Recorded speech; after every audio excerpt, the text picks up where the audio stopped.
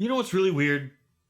Other than my new haircut? I've been looking at my analytics and it looks like my Alice Madness Returns review is the most viewed video on my channel. It has 14,600 views and I've gained 89 subscribers because of it. That's like half of all of my subscribers. It has consistently outranked all the other videos on my channel since it was uploaded. The one exception being the huge spike in views when I uploaded my Baby Metal video. But the Alice video still has more views in the long run. Since I'm trying to make a career out of YouTube, I thought it might behoove me to take a look at my analytics and try to figure out what the people want. And it looks like people want more Alice. Now, I'd love to review Alice Asylum, but from the looks of it, I think it's gonna take another 5 to 10 years to make. So I think the next logical thing is to not go forward, but rather go back to where it all began.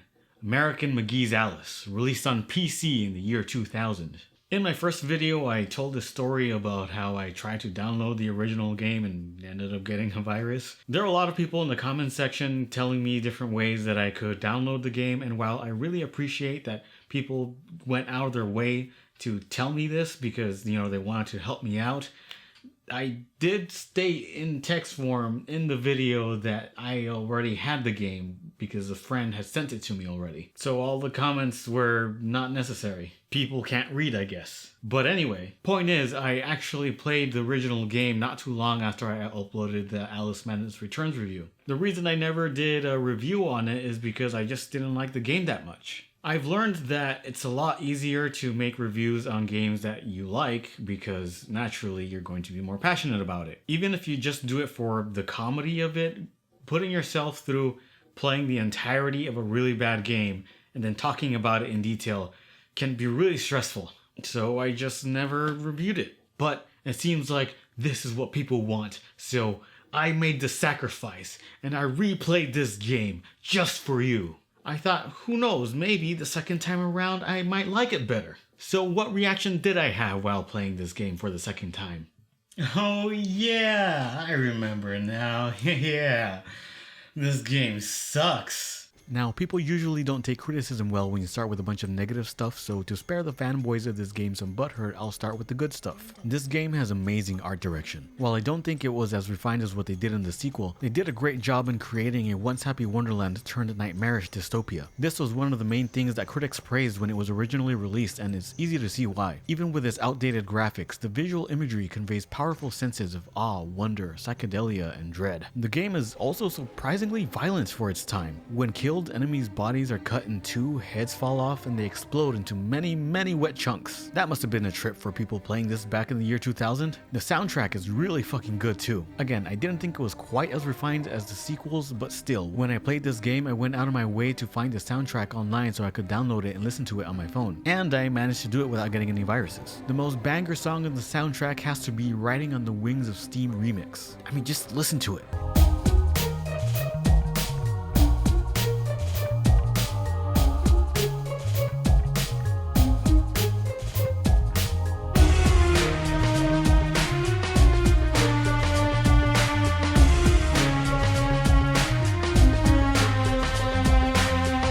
Any wonder that the soundtrack is this good? I mean, the writer is Chris Renna, the drummer for freaking Nine Inch Nails.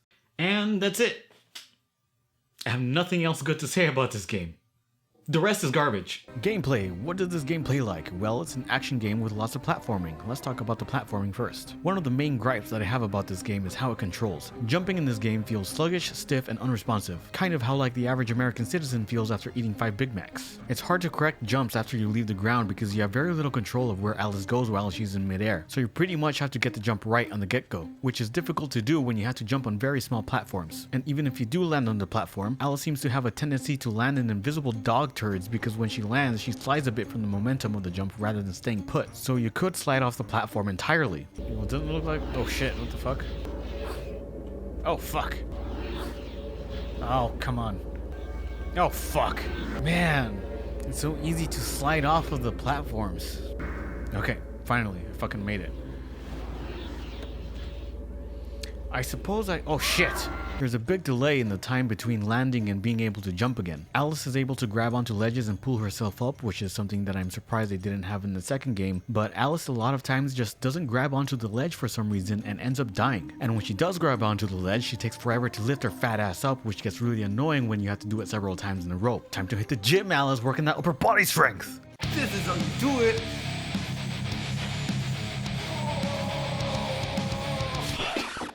That's really fucking hard. Oh shit. And you know what's funny? There's this weird mechanic that you can turn on and off in the options that lets you aim where Alice will jump using the mouse. It's almost as if they knew the platforming was trash, so they added this so you can be more precise with your jumping. Sometimes it comes in handy, but most of the time it's really not an option. Jumping this way is a lot slower, so you can't rely on it when moving platforms are involved or when you need to platform while also dealing with enemies. It also has a shorter distance than regular jumping for some reason. After a certain distance, the auto jump stops working even though I could jump that same distance normally. And it sometimes doesn't even work, and Alice stops short of where you were aiming, so you can't even rely on it all the time. But this whole mechanic wouldn't have even been necessary if they just made the jumping better in the first place. So all the platforming sections end up being frustrating because of the wonky controls. So what about the combat? Most of the weapons in this game are toys and other things that aren't usually used as weapons, like playing cards, jacks, and a jack-in-the-box. When it comes to melee, you can use either the Vorpal blade or the croquet mallet, but you really don't want to melee enemies if you can avoid it, because the melee combat in this game is a bigger fucking joke than my singing abilities. Sings as a pastime activity. The toxicity of a city. In most games nowadays, when you do a melee attack, your character tends to automatically face the opponent and lunge at them to ensure the attack hits. If you're not sure what I mean by that, just think of how your guy launches forward a couple of feet when using the energy sword in Halo 3. Regular melee attacks do the same thing, except on a much smaller scale. They just exaggerated that feature on the sword to make it a more effective melee weapon. The melee in this game works more like Halo CE in the sense that there is no lunging and the camera doesn't automatically snap onto your target, so you have to be a lot more precise with how you aim it. Except the third-person camera puts Alice right in the middle of the screen, which means it's hard to see exactly where the arc of Alice's swing goes, and if you're in melee distance, Alice blocks your view of the opponent, so it makes it really hard to gauge the distance between her and them. And there's no dodge roll or that cool butterfly dash from the second game, so you can't avoid enemy attacks. So if you're forced to melee attack an enemy, you don't have any choice other than walking right up to them and taking turns whacking each other. So because you have to stand there and accept whatever damage comes your way, you really don't want to rely on melee attacks unless you really have to and you have enough health to take the hits. The thing is though, the game plays more like a third-person shooter than it does a hack and slash like the sequel. Most of the time you're going to be shooting at enemies from a distance, but I wanted to lay the groundwork for the melee for reasons I will get into later. All weapons have a primary and secondary fire. The primary for the knife is a melee attack, and for the secondary, Alice throws the knife, but it takes a couple of seconds to get the knife back in your hand after you throw it, and you can't attack with it again until you do. And when I say the knife comes back into your hand, I don't mean it flies back into your hand like a Jedi lightsaber throw. I mean it just grows back into your hand like a fucking fungus. Which makes me wonder if Alice has ever dealt with the following situation.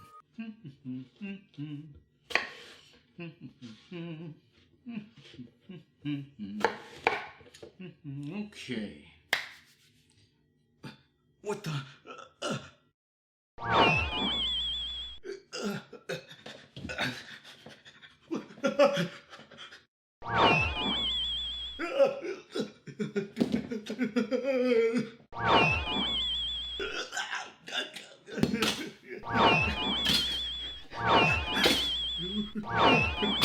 Make it stop! Just please make it stop! The playing card's primary is a fully automatic launcher of heat-seeking cards. The secondary launches multiple cards at once. The primary for the croquet mallet is a melee, and for the secondary she whacks a ball with the mallet and sends it into enemies. The primary for the jack-in-the-box functions like a grenade as it explodes shortly after being thrown, and for the secondary it pops out of the box and breathes fire while spinning around and becomes an area denial weapon. So on and so forth. All the weapons except for the throwing knife use up your magic meter. To refill your magic meter, you need to pick up these glowing things called meta essence that are either scattered around the level or dropped by enemies. With a lot of the ranged weapons, you get this weird lock-on mechanic. When you have an enemy in the middle of the screen, Alice will lock onto that enemy and all the ranged attacks are directed towards that enemy. I find it bizarre that they did this considering this game was released on PC only, so you wouldn't be playing this on a controller. Maybe they did it because back then it was more common to use the arrow keys to look around instead of the mouse. But that doesn't make sense because while a lot of the weapons lock onto the targets, not all of them do. And that includes the weapon that needs aim assist the most, the throwing knife, since you need to lead enemies enemies with it because of how slowly it flies through the air. Maybe they did that on purpose because they wanted to make some weapons better than others? Like, oh,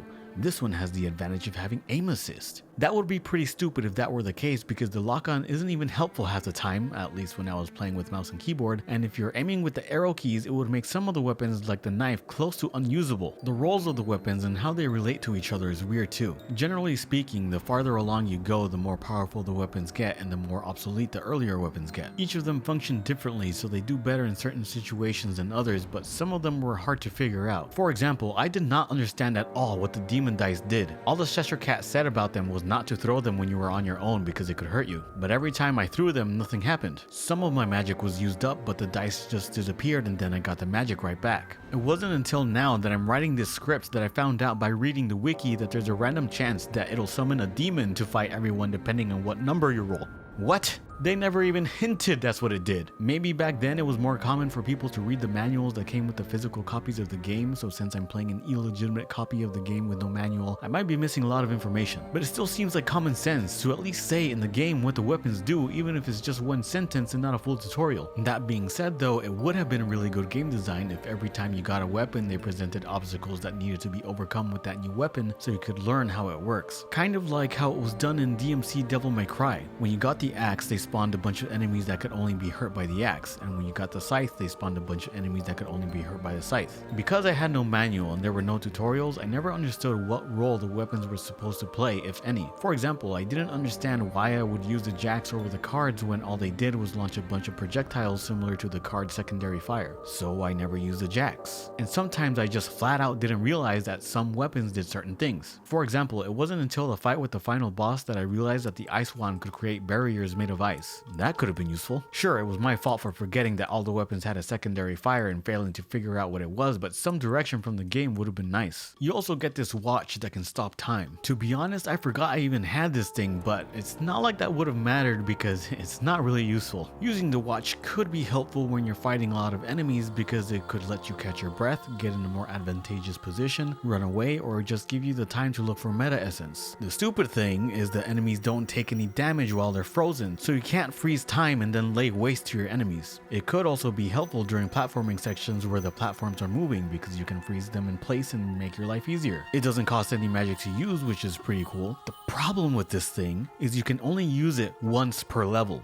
Yeah, pretty fucking useless, right? I feel like this could have been a really cool idea if it was implemented well. It could have been used for platforming sections, kind of like with Stasis in Dead Space or the Force in Jedi Fallen Order, where you have to freeze stuff to be able to advance. Or maybe it could have been used to solve puzzles like the time travel in Life is Strange. But alas, the only thing we can do with this is run away from enemies once per level. Also, the damage output versus the magic input of weapons don't make sense a lot of the time. The weapon that I found myself using the most was the Ice Wand, because it was able to kill enemies faster than other weapons while using less magic somehow. The weirdest one is the Eye of Jabberwock's staff, one of the strongest weapons in the game. You have to hold it down for a second before it fires, but when it does, it shoots a devastating beam of energy, and when you let go of the trigger, it fires an explosive projectile. This thing mows down enemies with ease, has infinite range, and is pretty easy to aim compared to the other weapons. And yet, it takes even less magic to use than the Ice Wand. What? How does a weapon this powerful use so little magic? Doesn't it make more sense that the more powerful a weapon is, the more magic it should use? This means that once you get this weapon, there's no reason to use anything else unless they're right up in your face because the startup time would be too long and because of the explosive projectile, which you can hurt yourself with. Oh yeah, you can hurt yourself with your own weapons in this game. It makes some of the weapons really stupid to use. So pro tip, don't use the secondary fire in the Eye of Jabberwock's staff unless your plan is to kill yourself. Is there a secondary fire for this?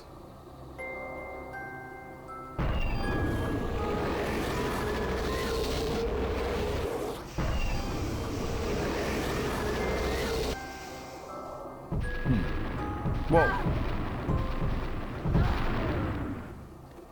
Well then, the thing is, your magic drains really fast, and like I mentioned, the only way to get it back is through meta essence. And it's not like your enemies are going to wait around while you look for some. But Kane, I can hear you say, can't you just use melee attacks? That doesn't use magic, right? Ah, but remember what I established before? The melee combat sucks, so it's not an option unless you know you can tank the hits. So the only thing you can do is rely on the throwing knife, which sucks because of how slowly it moves and its limited throwing range. This forces you to be somewhat close to the enemies, and once you throw it, you're defenseless and within range range of their attacks. So the combat loop of this game consists of spending all your magic shooting enemies, running around the map to find more meta essence while trying to defend yourself by throwing the knife as best as you can, finally finding some, but you took some damage in the process so you can't turn around and start fighting the enemies yet because you're almost dead, so you have to find more meta essence. Then you find enough meta essence and you shoot the enemies with the weapons that are decent, which only last like 2 seconds because of how fast your magic drains, and then go running around looking for meta essence again. Rinse and repeat. It's really infuriating. And your health can drain faster than you realize, especially during portions when you have no magic. This means you're going to be dying a lot, which brings me to my next point. The difficulty in this game is fucked. I was playing this game on normal difficulty and I was struggling throughout the whole thing, so I can't imagine what it's like to play this on nightmare. The okay at best shooting and the crappy melee has a lot to do with it, but I think the bulk of the difficulty comes from the hordes of cheap enemies that they throw at you. You know how in my first video I said the difficulty feels cheap because they throw a lot of different enemies at you at once and they all have different attack patterns and they don't work together to create a combat situation that makes sense and feels cohesive? Well, I felt really stupid after uploading the video because I replayed the game one more time and I realized that I just wasn't utilizing my arsenal effectively enough to be able to counter the threats that they threw at me. The biggest thing was I realized just how effective the clockwork bomb was. When you're getting overwhelmed by multitudes of enemies, its ability to distract enemies and take some of the pressure off of you was a godsend. And the explosion could break enemy defenses, so that meant I didn't even need to switch to the hobby horse half of the time and I could just throw a clockwork bomb. And you can use it an unlimited number of times, with the only catch being there can only be one on the field at all times. Once I realized this, the game actually seemed too easy.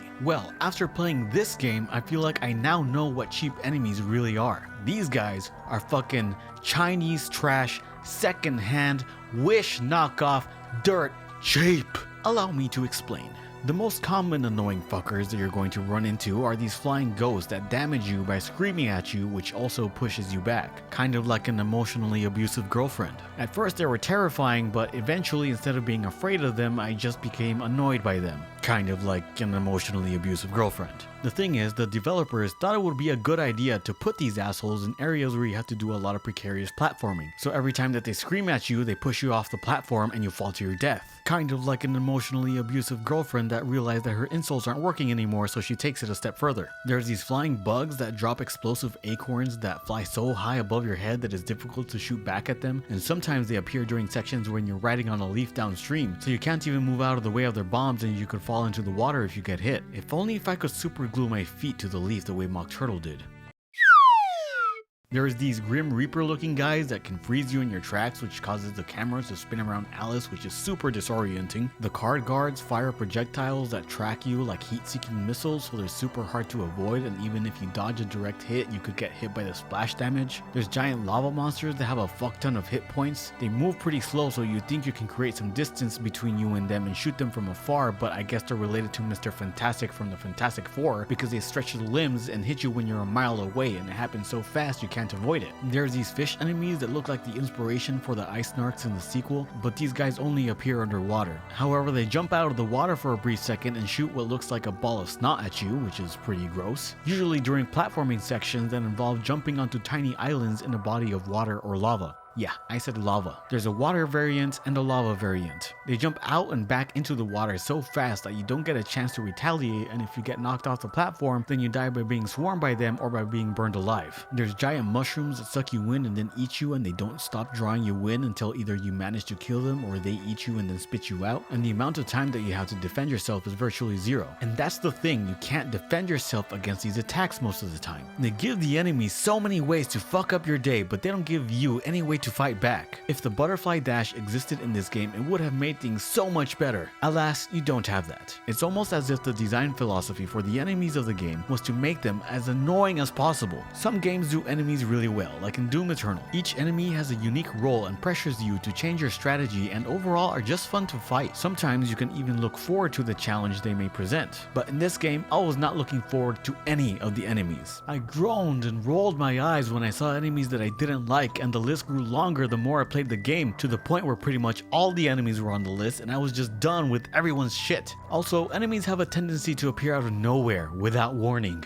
I suppose oh shit. You can never tell if they've stopped spawning or not. Sometimes it seems like after you complete a thing, all the enemies stop spawning and you can explore the level and figure out what you're supposed to do. Other times you walk by that area and the same enemies you killed are standing there again. What the fuck? And if you think that's bad, the bosses just cranked the bullshit factor up to 11. Their attacks are even harder to avoid. Take a look at the fight with the Red Queen. She shoots really fast lasers, she picks you up and throws you with telekinesis, and she whips you with tentacles in the blink of an eye. The worst attack is where she picks you up with telekinesis and eats you. She can do it even if you're standing behind cover and there's no way to defend yourself or stop her from doing it, so you literally have to sit there and watch while she takes 80% of your health. And because there is no fodder enemies, the only way to get your health and magic back is by picking up meta essence around the map. But they only put like 1 or 2 on the whole map, so you have to run around the boss and just wait until they fucking spawn again and hope that you don't get hit in the process, so you have enough health and magic to turn around and actually fight the boss. But they make that really fucking difficult because all of the bosses have this tendency to walk right up to you and give you no room to maneuver or even fucking breathe. It feels like I'm having a conversation with someone who doesn't understand personal space and stands so close to me that our noses are touching, so I take a step back, but then he takes a step forward, so I step back again and he steps forward, and so I end up backpedaling while he's chasing me down. And with the bosses in particular, there's a lack of visual feedback that tells you if your attacks are even doing any damage. The worst case of this was when I was fighting this giant centipede. The auto lock would lock onto his torso, but it looked like his weak spot was underneath him, so I was really confused as to where I could and should shoot him. Could I shoot him in the torso and not the weak spot, the trade-off being I could do it from a safer distance and do less damage? Or was the weak spot the only place where he took damage? After a while, it looked like shooting him in the torso wasn't doing anything, so I focused exclusively on the weak spot. The thing is, it's very rare when he lifts up his body to show it, and when he does it really fast. The only way I could get any damage in there fast enough was if I got real close to him and used the ice wand to spray and pray while he did the animation. But doing that meant I was right in centipede eating range.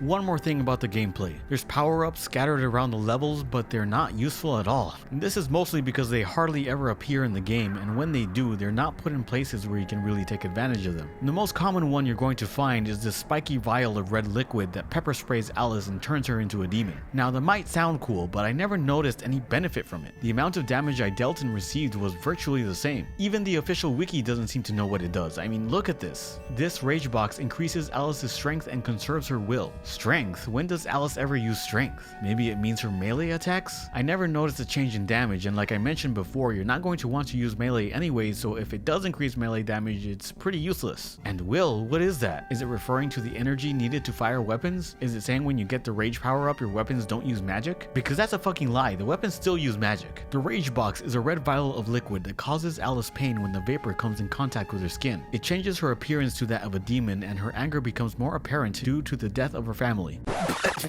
Okay, what? What does that have to do with the gameplay? I'm angry about my family dying. Now I can play the game better. Are you seriously telling me this thing is just a narrative power-up and not an actual gameplay power-up? What the fuck? Anyway, another power-up is the Grasshopper Tea. I only found it once in the game. It makes you run faster and jump higher. The place where I found this one was in a room full of card guards standing on high platforms. I couldn't make use of it because all the platforms made it difficult to move around quickly, which diffused the advantage of having increased speed. Also, the assholes were shooting exploding projectiles, so it seemed like the best strategy was not to run around in the open, but rather sit behind cover and occasionally poke my head out and shoot at them when it was safe. The only power-up that was helpful was the Looking Glass, which is a mirror that turns Alice invisible. This thing is so overpowered that enemies won't know where you are, even if you're fucking stabbing them in the chest with a knife. If you thought the bandits in Skyrim were stupid for thinking an arrow in the face was just the wind, wait until you get a load of these guys. Ugh. I've been stabbed, but I don't see the person who could have done this. So I guess it must have been the wind, so I'm not gonna do anything to prevent another stabbing. Ugh. I've been stabbed again, but I still don't see who could have done this. Shit happens. What are you gonna do, am I right? Unfortunately, I only found this power-up once during my whole playthrough and I didn't get much use out of it. Okay, that was a lot regarding gameplay. I guess there's just a lot to talk about when there's so many things done wrong, but let me move on to the next topic, level design. It also sucks. Trying to navigate the levels in this game made me feel like a senior citizen with Alzheimer's looking for the exit in an IKEA store. I was so lost. All the rooms within each level look the same, so it's hard to make out where you are at any given time. And the levels aren't designed in a way that guide you to where you're supposed to go. A lot of times the place where you're supposed to go is out of sight, or if it is in sight, it's not clear that's where you're supposed to be going. For example, when I was in this underground cave, I was supposed to jump on this bouncy mushroom and land on the bridge above, but from my point of view below, I didn't even realize it was a bridge that had 2 exits on either side of it. I thought it was just a stalactite or something there for visual purposes. Also, the game sometimes doesn't give you any feedback on what actions you're doing. When you pull a switch in Doom, a text box will appear saying a door has opened or something like that. Even if it doesn't tell you where it is, at least you know what you're looking for. In this game, sometimes you get a little cutscene that shows the effect of what you did, but not all the time, so the times when it doesn't, you're just left there to wonder if you're accomplishing anything at all. And sometimes what you have to do is super cryptic. See this clock behind this glass that looks like it's just there to be pretty? Well, it turns out that you need to find your way to the other side so you can break the clock, which helps you advance. What the fuck? How was I supposed to figure that out? And then once you get to this part, it looks like you're supposed to go into this area, but it's actually a dead end. What you have to do is go all the way back and break all of these clocks, which causes the room that you came from to change and become a mirror image of the room that's a dead end, and the door in that new room opens. What? And then towards the end of the game, some of the levels are literal fucking mazes. Because God forbid anyone be able to actually finish this game. We have to take every possible measure to make sure the players don't know where the fuck to go and what the fuck they need to do. Cause that's game design. Because of this, I had to look up walkthroughs to be able to complete the game, and the official wiki walkthrough is so bad that sometimes I got even more confused. One other thing, there are sections of the game where you have to do a lot of swimming underwater. These parts suck! Alice can't breathe underwater, so you have to rise to the surface every now and again to prevent drowning. Or you can breathe by finding air bubbles under the water. Yeah, that makes sense. Go ahead and take a deep breath underwater. Never mind the water that's entering your lungs. The oxygen in the air bubbles will keep you alive. The problem is there's no air meter, so there's no way to gauge how much air you have. The only indication you get is the animations and noises Alice makes when she's already close to drowning. So because I have no way of knowing how long I can stay underwater, I rose to the surface as often as possible to ensure I didn't drown, which killed the pacing of these levels. And to make matters worse, the water is filled with these 2-legged piranha fish that don't stop spawning, and the only weapon you can use underwater is the knife, which makes no sense. You're telling me I can throw a fucking knife underwater but not some magic playing cards? So you have to worry about not dying to these motherfuckers while also making sure that you don't fucking drown, and I hate it, and it's stupid! Oh, and I almost forgot about the ice level. Every game's gotta have an ice level. Doesn't it make sense in a game that has shitty, slidey controls to have a level where the controls get even shittier and slidier? Isn't it fun when you have no fucking control of where you're going, so you slide off the platforms and you slide to your death over and over again? Isn't that fun? Are you having fun? Are you having fun yet, Mr. Krabs? Are you having fucking fun? Okay, now I'm going to talk about the story of both this game and the sequel. I'm going to try to keep it as spoiler free as I can, but to be honest, there isn't much of a story to the game to begin with, so I'm not really sure it matters. But for those of you who want to keep your American Mcgees Alice and Madness Returns cherry intact, I will put the word spoiler on the screen so you know what part to skip to, and I might make some timestamps in the video as well. Similar to what I said about the sequel, the exposition in this game is extremely minimal. All you get is a quick cutscene that tells you Alice's family died in a fire and that she became mad because of it, and now she thinks her toy rabbit can speak. Save us, Alice! Then you end up in a village of gnomes whose elder turns out to be not as wise as the villagers thought. You have nerve in your health. Mine are nearly gone. I smoke too much, you see.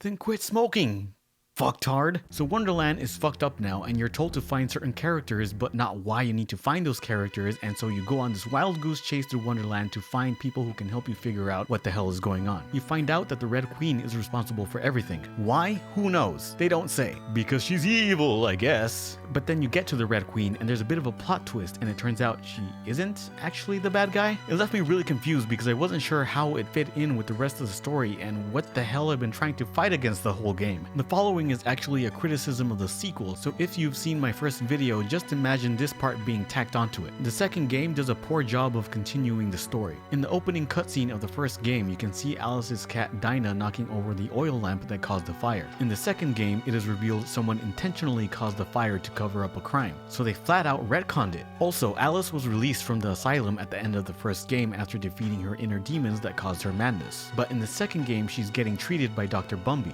Why would she have gone to him if she was fine? However, when she learns she is being taken advantage of, it comes as a surprise to her, so perhaps Bumby somehow forced Alice into so-called treatment, and then the process of erasing her memories caused her to forget how she got there in the first place. But the fact that I have to fill in the gaps myself shows the writers did a bad job with the story because there are important details that are not accounted for. Also, in the second game, she teams up with characters that in the previous game were villains. It doesn't make sense that Alice would be willing to work with them considering they tried to kill her and committed numerous crimes against Wonderland, and it doesn't make sense that the villainous characters would want to work with Alice considering she killed them in the last game. And there are good characters in the first game that turn into villains in the second game for no reason. And one of the most important characters' head explodes out of nowhere mid-sentence, but in the second game they're alive like it never happened. But I guess characters dying and coming back to life is explained by the fact that everything that happens in Wonderland is happening inside Alice's imagination, and so if she just imagines that they're alive again, then they're fine. At least that's what they kinda said in the second game. But the fact that there's very little storytelling and that the two games don't tie into each other kind of works to their advantage, because you can play the second game without having to play the first one, as the game is able to stand on its own extremely well. I suppose there is one benefit to having played this game. I realized how much improvement there was between the original and the sequel. If Alice Asylum improves by the same amount, then it's going to be amazing. It makes me even more excited to play it now. These guys understood that they had to take the spirit of the original but update the formula into something modern. It took 11 years, but the wait was worth it because of how much better it was. I mean, could you imagine if it went the other way? Like if instead they just made the same sequel that they would have made back in the early 2000s with the same clunky gameplay, bad pacing, and game mechanics that don't make sense? Like they just add more weapons, powers, and enemies to add to the roster that was in the original, but not address the fundamental core aspects of the game and be totally tone deaf to what the modern gaming landscape looks nowadays? That would have been terrible.